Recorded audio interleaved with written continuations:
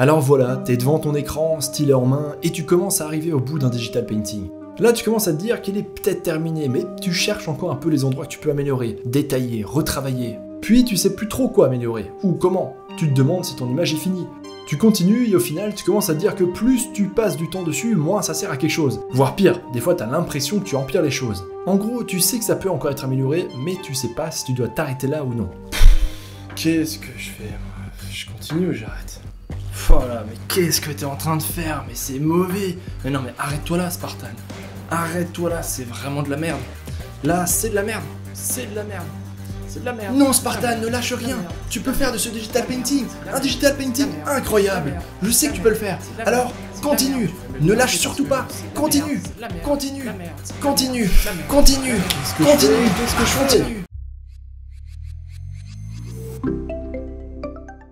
Bienvenue sur cette vidéo, ici Spartan et Leonardus pour digitalpainting.school. Je vais essayer de répondre à la question suivante. Quand est-ce qu'on décide qu'une création est terminée? Juste au cas où tu ne me connaîtrais pas, moi ou la chaîne, je suis Spartan, concept artiste, illustrateur et formateur sur digitalpainting.school. C'est pour ça que tu m'entendras beaucoup parler d'élèves, de cours, etc. Donc ce sont ceux de cette fameuse école en ligne et c'est aussi ce qui me permet d'avoir pas mal de recul et d'expérience sur ces questions-là. Donc comme je le disais, c'est une question qu'on me pose souvent. Ou alors, c'est moi qui vais pousser les élèves à aller plus loin que ce que eux considéraient comme terminé. J'ai toujours à cœur d'aborder des sujets qui peuvent permettre aux artistes débutants et intermédiaires à progresser à grands coups. Et ça, je pense que ça en fait partie. Je vais tout de suite te montrer quelques exemples où j'aurais pu considérer ma création comme terminée et m'arrêter. Et au contraire, j'ai décidé de continuer. Et je vais t'expliquer pourquoi.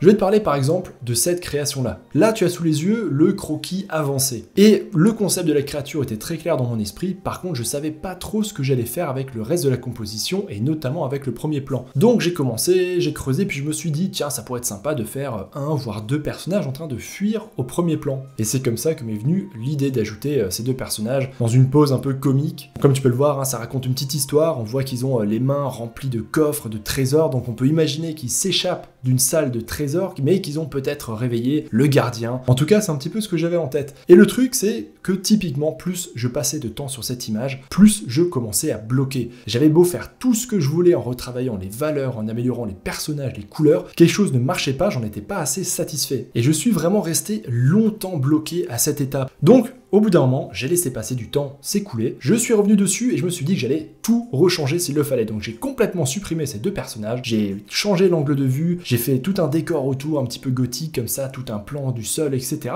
Et enfin, je suis arrivé à quelque chose qui me satisfaisait. On retrouvait tout le focus sur la créature derrière, les deux personnages un petit peu comiques là, qui venaient un peu concurrencer la créature en termes de composition et de valeur, je l'ai totalement passé à la trappe, même si j'avais passé des heures et des heures dessus à me casser la tête et à les peindre. Allez, je te montre un autre exemple, toujours une de mes créations, cette fois-ci dans le cadre d'un projet freelance. C'est une couverture de roman que j'ai réalisée l'an dernier en 2020. C'était un véritable parcours du combattant pour la réaliser. Donc là, je te révèle un petit peu les différentes étapes de création. Donc tout a commencé avec un croquis que j'ai dû faire valider au client. Et là encore, plus j'avançais dessus, plus je me sentais coincé. Plus cette image me donnait vraiment des boutons. Et là, c'était vraiment un blocage complet. D'ailleurs, ça faisait vraiment longtemps que ça m'était pas arrivé à ce point-là. Donc ce que j'ai fait, c'est que je suis vraiment reparti zéro. J'ai épuré l'image, j'ai essayé de comprendre mais pourquoi est-ce que je bloquais tellement dessus, et j'ai compris que c'est parce qu'en fait le brief qui a été demandé et tout ce que je devais caser dans cette illustration, finalement, ça ne fonctionnait pas ensemble. Il y avait la falaise derrière, le personnage, le soleil devant, le château en haut, la mer déchaînée. Ça faisait trop de choses, on perdait le focus, c'était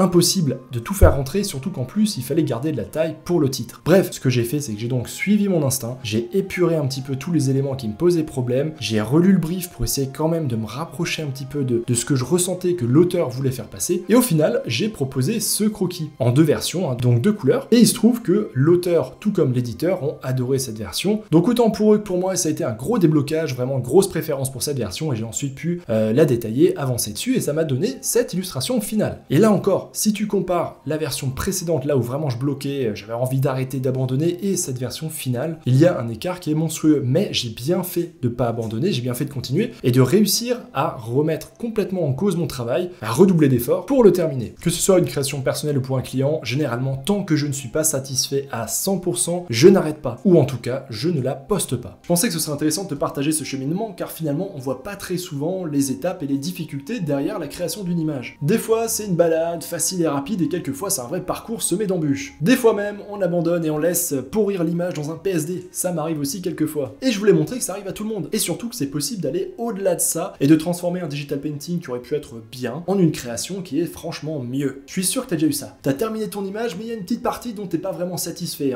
Par exemple, ça pourrait être le pied du personnage ou un élément dans le décor. Et tu te dis, ah, c'est pas grave, j'arrête là. Quand c'est comme ça, d'expérience, tu peux être sûr à 100% que si quelque chose te dérange, les autres le verront aussi. C'est garanti. C'est un des premiers trucs que tu recevras généralement en commentaire. Quand c'est comme ça, prends le temps de te poser dessus. Pourquoi est-ce que ça marche pas? Quelle solution est-ce que tu pourrais trouver? Est-ce qu'il te faut des références? Est-ce que ce serait pas le moment aussi de demander de l'aide à quelqu'un? J'ai vu des super digital painting gâchés parce qu'on s'est dit, bon allez, c'est pas grave pour ce truc, le reste est très bien. La règle est donc, si tu vois un défaut, les autres le verront aussi. Donc fais le maximum pour essayer de l'enlever. Ça, c'est le cas le plus fréquent et c'est la question que je me pose à chaque fois et que je pose aussi très souvent aux élèves des cours du programme indispensable sur digitalpainting.school. Comme tu l'as compris, je m'occupe entre autres de les conseiller et de les accompagner sur leur illustration finale. En fait, au tout début des cours, ils doivent faire un digital painting avec leur niveau actuel et à la toute fin des cours, ils doivent le refaire avec tout ce qu'ils ont acquis comme connaissances. Mon but est de les corriger, mais surtout de les motiver à aller plus loin que ce qu'ils ont l'habitude d'aller sur une illustration. Et souvent, ce sont eux les premiers étonnés du résultat qu'ils obtiennent à la fin. Et je te le cache pas, souvent c'est assez éprouvant pour les élèves, parce que c'est long, je lâche rien, je cherche la petite bête encore et encore, mais les efforts payent et les résultats sont là à la fin. J'aurais pu te choisir un exemple parmi des dizaines d'élèves sur cet exercice, mais j'ai choisi celui d'Oxy, un élève qui a vraiment tout donné et dont je suis vraiment fier. Oxy a vraiment été un modèle de motivation et de résilience. Il a continué sur son image pendant une longue période jusqu'à en être vraiment satisfait. Et tu vas voir que là aussi l'image s'est transformée. De ça, on est arrivé à ça après plusieurs allers-retours. Donc il postait son image, il recevait des conseils, il continuait sans vaciller, ça a continué pour finalement donner ça, et le résultat final est celui-ci. Je te remontre la différence entre la première et cette dernière version, tu verras que c'est assez parlant.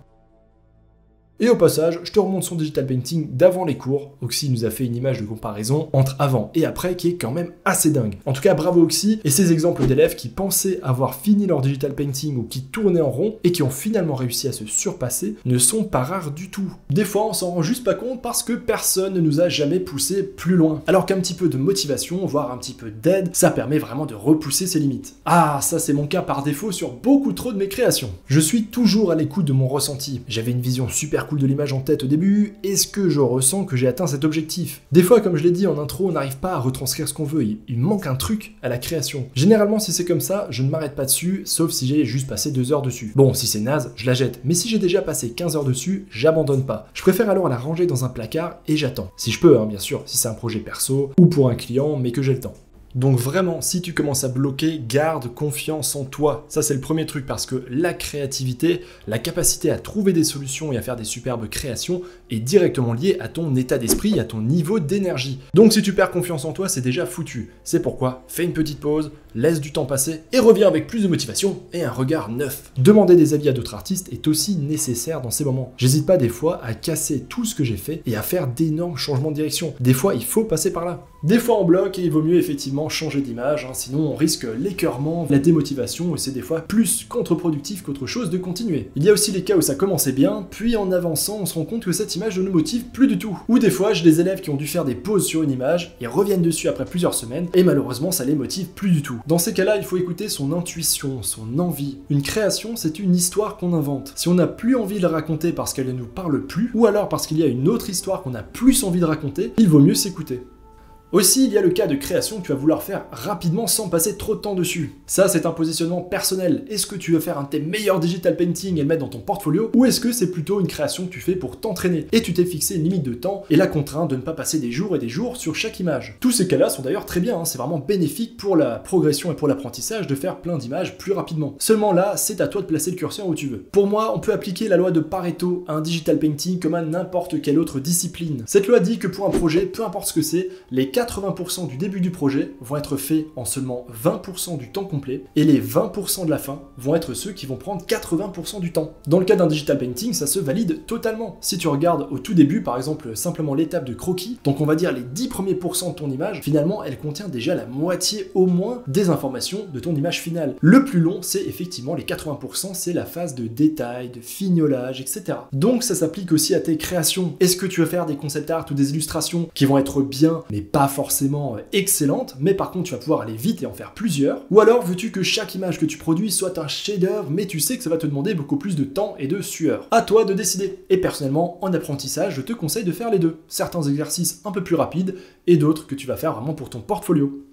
Quand il s'agit d'un digital painting que je veux vraiment pousser, je sais généralement avec l'expérience quand est-ce que je dois m'arrêter. C'est bien de se pousser à aller toujours plus loin, mais je sais qu'il faut arrêter quand j'atteins cette liste de critères. Je trouve l'image cool, elle a l'effet que j'attendais, j'en suis satisfait. Deuxièmement, je pense avoir donné mon maximum sur l'image. Je pense que j'ai atteint ma limite de niveau. Troisièmement, il n'y a plus d'éléments ou de zones qui ne sont pas finies ou qui me posent problème. Et quatrièmement, j'ai simplement le sentiment d'avoir passé assez de temps dessus. Je sens que ça y est, si je passe plus de temps dessus, là je vais commencer à tourner en rond, voire peut-être même à m'écœurer de l'image. Si l'image est cool et que j'ai fait le maximum dessus, il n'y a pas de raison de ne pas la poster si j'en suis satisfait. Enfin, un dernier conseil, je sais que pour certains c'est difficile de demander de l'aide quand on bloque, voire carrément un paint-over. Donc un paint-over, si tu sais pas ce que c'est simplement que quelqu'un va reprendre ton image et va redessiner par-dessus pour essayer de te débloquer, tout simplement, pour te montrer des erreurs, pour corriger, pour proposer quelque chose. Car on se dit qu'on n'a pas réalisé 100% de l'image, que c'est plus vraiment que de soi, etc. Mais je pense sincèrement qu'il faut mettre son ego de côté et voir ça autrement. C'est une manière d'enrichir ta création, de la rendre meilleure. Et au final, c'est toujours toi qui appliques les coups de broche et qui fais les choix de garder ou non certains conseils qu'on t'a donnés. Il faut aussi te dire que toutes les créations de dingue que tu vois sur ArtStation sont généralement au moins à 80% faites de la même manière. Les artistes demandent tous à leurs amis, à leurs confrères artistes des avis, des critiques, quelquefois c'est le directeur artistique qui va carrément donner son avis, et ça même pour des projets professionnels. Donc mon conseil est de mettre son ego de côté, d'accepter que ça fait partie de l'apprentissage et même du processus de création d'une bonne image, et que de toute manière, tous les artistes le font, ils demandent tous de l'aide à leurs proches, alors pourquoi t'en priver? Voilà mes conseils sur le sujet. Désolé, ça fait une vidéo un petit peu longue, je te remercie d'ailleurs si tu l'as regardé jusqu'au bout. Je voulais vraiment prendre le temps de parler de tous les cas de figure, je voulais aussi te montrer justement des exemples concrets pour te donner quelques pistes pour essayer de te faire te surmonter sur certaines créations, et puis tout simplement pour t'apporter peut-être une petite dose de motivation. Et toi mon cher, quel est ton avis sur le sujet? Est-ce que tu as ressenti les cas que j'ai décrits ou peut-être d'autres situations? Comment est-ce que tu fais pour savoir quand est-ce que tu dois t'arrêter sur ta création? Comme toujours, je pense que si chacun partage son expérience en commentaire, ça peut largement enrichir la vidéo et apporter un petit côté collaboratif qui est quand même vachement plus sympa. Ouais, c'est pas faux, je suis désolé pour ça. En tout cas, j'attends de les lire et comme toujours, abonne-toi à la chaîne si ce n'est pas déjà fait. En tout cas, je reste à l'écoute, n'hésite pas à mettre un pouce bleu à la vidéo, évidemment, et je te dis à très bientôt dans de futures vidéos. Ciao l'artiste! L'art digital t'intéresse? Tu as envie d'apprendre, de progresser en digital painting ou peinture numérique en français? Je t'invite à aller sur digitalpainting.school. Tu retrouveras une communauté super sympa, des cours de qualité et un paquet de ressources gratuites. Allez, on se retrouve là-bas l'artiste.